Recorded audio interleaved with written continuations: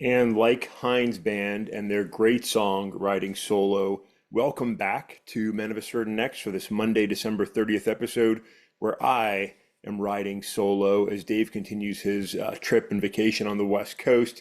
And so I'm going to bring this year to a close in a solo episode. Heinz, by the way, is a great band from Spain. Great fun, to me, very 90s alternative sound. Cool band. Check them out if you want. But anyway, let's jump into today's topics. We've got a lot to cover in a little bit of time. Just want to cover a couple quick things for us to wrap up the year. Dave, we miss you, but we'll try and do our best to do this without you. So, hey, a few things to start out with. A few notable deaths the last couple weeks. Two yesterday, or maybe this morning for one of them. Just worth pausing and noting. First, yesterday, as was widely reported, former President Jimmy Carter passed away at 100 years old. Jimmy Carter served one term. He was the President of the United States just before I arrived on this nation's shores, serving his term and then being replaced by Ronald Reagan in 1980. Wasn't necessarily loved while he was in office, leading the United States through the end of the 70s, a hard time with inflation. The economy was challenging. The international stage was challenging. Had a lot of difficult issues that he dealt with, but was always known and respected for being a decent man with a good heart. And after office, I think he really got a lot of acclaim and support for his work with Habitats for Humanity and so much more. Really became a revered elder statesman. So we mourn the loss of Jimmy Carter as he passes away at 100 years old, lived a long and fruitful life, leaving President Joe Biden as the oldest living president at this point. So rest in peace, Jimmy Carter. This morning, I believe, it might have been late last night, another notable passing away as actress Linda Lavin, who is known for her role in the TV sitcom Alice, among other shows, passed away at 87 years old. She's been in a lot of shows. She's been on stage. She was recently just in a Netflix series or special, but she was widely known for her role as Alice, a hardworking single mom in the early 80s. The show ran from the mid 70s to the mid 80s. I came to watch it as I came to this country and really got into it. Loved her and the other waitresses and Mel, who reminded me of my dad. It was a great show. Dave and I have talked about it before, but she really played a strong female character at a time when there was still a new role being defined to America. And I got to watch a lot of that on reruns. Really appreciated it. Really appreciated her. And we recognize the passing of Linda Lavin as she moves on as well. May she also rest in peace. I mentioned with both of those, they came, my familiarity with both came as I moved to this country, right? I moved here in 1981 and really sort of absorbed American pop culture to include the character of Ronald Reagan, growing up. And so whether it was television shows like Alice or The Facts of Life or other popular shows at the time, Different Strokes and others, or leaders like Ronald Reagan, who just stood so much larger than life to me growing up, those really left a big imprint on me as a young immigrant. And immigration came up big over the weekend as there were a number of issues and sort of internal arguments among the GOP, sort of Trump MAGA community. Wrote a little bit about it yesterday. You can check that out if you want. There's been a lot of coverage on it. But in short, this started with some frustrations were expressed over some of Donald Trump's appointees, planned appointees, some racism perhaps towards Indian Americans as being shared by some of Mr. Trump's supporters.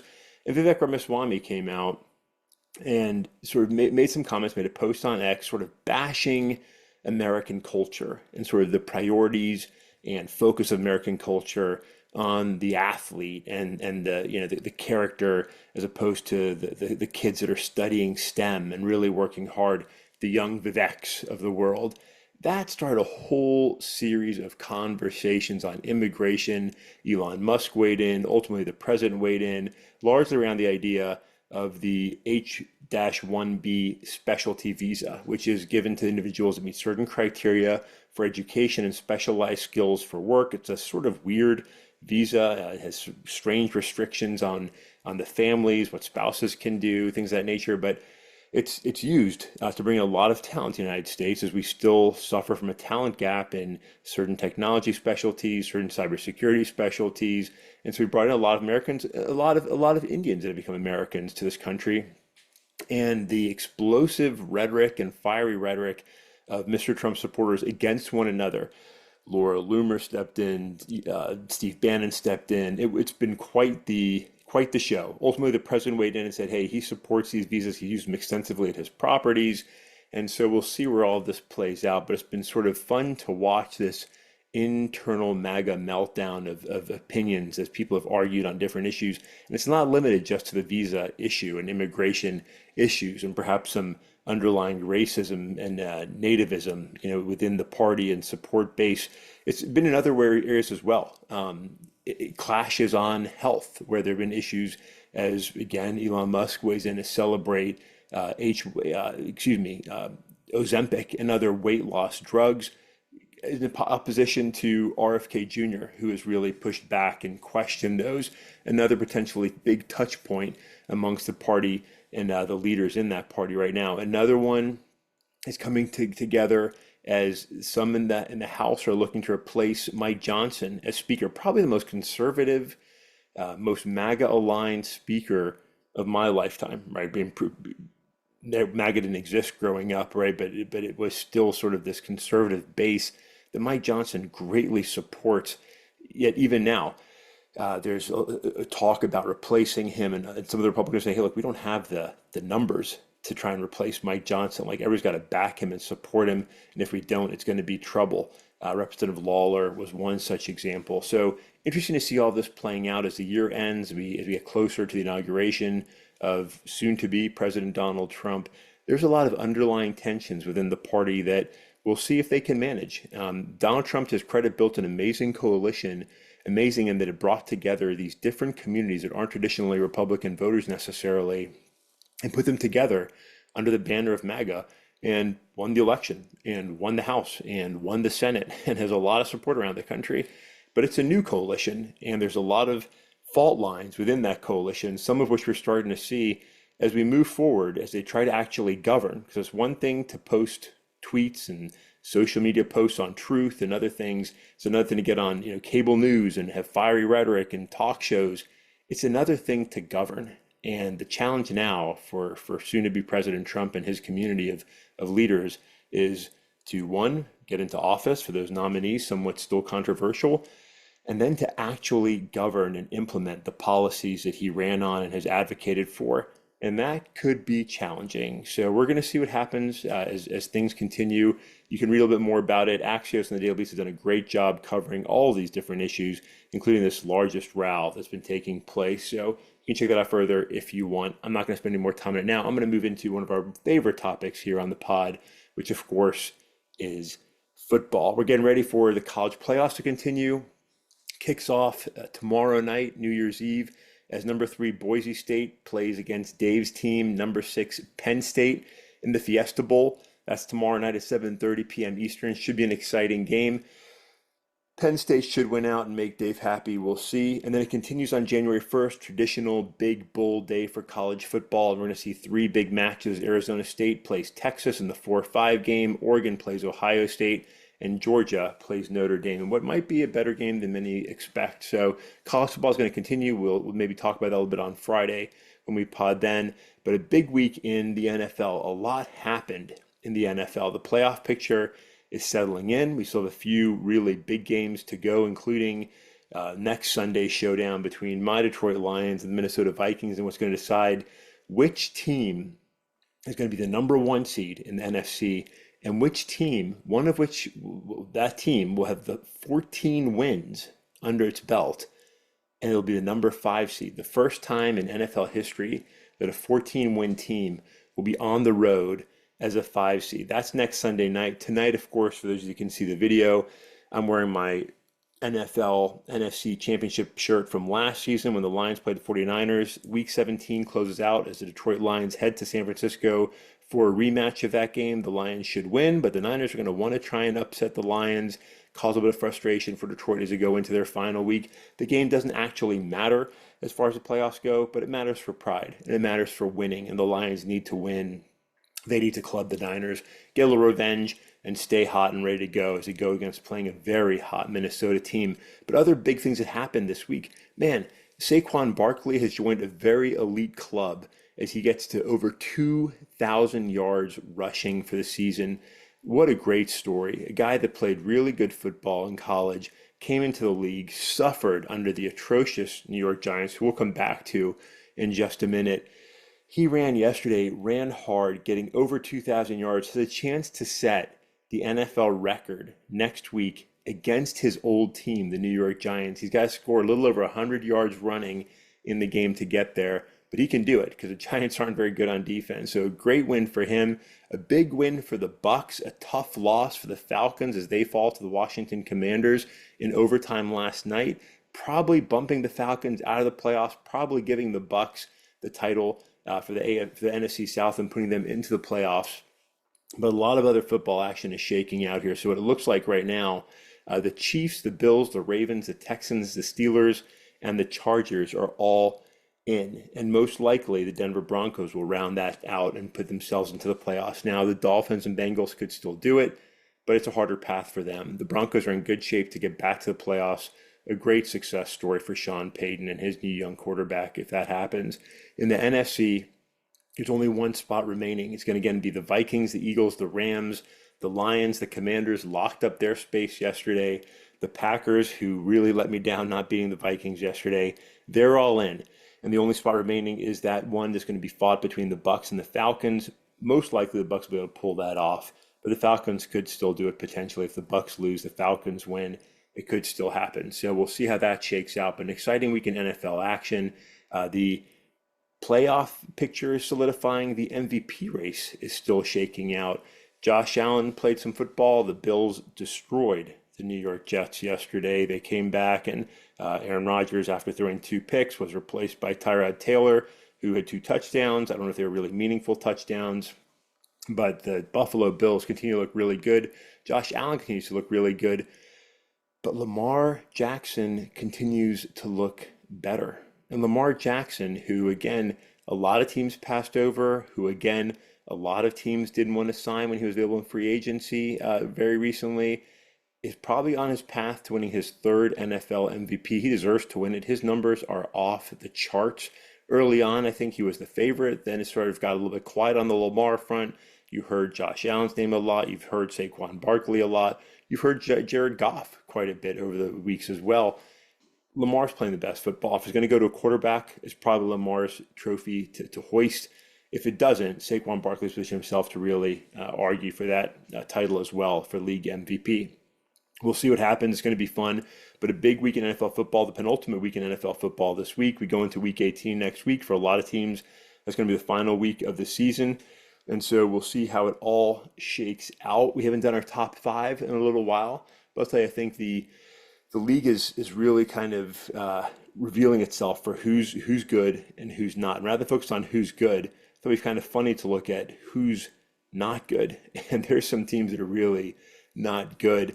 And coming back to the New York Giants, who had the number 1 seed in their pocket, the Giants refused to lose yesterday and beat the Colts, eliminating the Colts from playoff contention and eliminating the Giants from the number 1 spot in the NFL draft. Not only the number 1 spot, but right now, today, they're in the number 4 spot after yesterday's victory. So a funny sort of turn of events as the hapless New York Giants went on to win yesterday. Credit to the team for fighting and being tough. I applauded the Chicago Bears for doing this and the Texans for doing this a few years ago. You keep fighting, you keep playing, but man, it has a ripple effect. And so with that big win, kind of a big loss, the New England Patriots now have the number 1 seed. And man, they could really use it because they've struggled this year. So right now, Jared Mayo and his boys have the number 1 seed. That'll probably ride out, and they'll probably keep that going into the NFL draft. Right behind him, the Tennessee Titans and the Cleveland Browns. The Giants come in at 4. The Jags come in at 5. The Panthers, who have been missing a first-round draft pick for a minute here, get the number 6 pick. The Jets, number 7, maybe their quarterback of the future, who is not Aaron Rodgers, is waiting for them at the 7 pick, followed by the Raiders, the Bears, and rounding out the top 10, the New Orleans Saints. What a bunch of terrible football teams. I mean, those teams really suck. They're all terrible. I still think the Giants are playing the worst football in the NFL. One win doesn't change that story, just like the Panthers, a few good games doesn't change the story of them being a terrible football team. There's some really bad teams in the NFL this year. Those top 10 draft picks are awful teams. Any one of them could use the number one pick. Kind of wish they had an NBA like draft lottery because they could all use that number one pick. But as we've talked about, you see some teams that are just, all over the place. The Colts, who are just about to be in the playoffs, are now the number 12 seed. The Cowboys, who we love to make fun of here when Dave's on, are the number 13 draft pick right now. The Miami Dolphins, who still have a chance at the playoffs, hold the 15th spot. So we'll see how it ends up after next week wraps up. We'll see who has the top 10 draft picks. And for a lot of those teams, as their seasons close, we're going to be talking about the draft and coaching changes. There's going to be some firings coming up here very quick as soon as the season closes out. It's going to be fun to watch. It's going to be fun to watch. It's going to be fun to see a lot of these playoff teams having their coaches interviewed, and there's going to be some new hires to include, I think, from my Detroit Lions, where I think probably both coordinators will end up leaving. I think Minnesota is going to see one of their coordinators leave. I think Brian Flores is going to get a second shot at coaching a team in the NFL. There's talk of primetime Deion Sanders coming to the NFL to coach. We'll see. It's going to be fun to watch, but a big week in NFL action, a big week to close out week 17 of the NFL. Fun to watch for sure.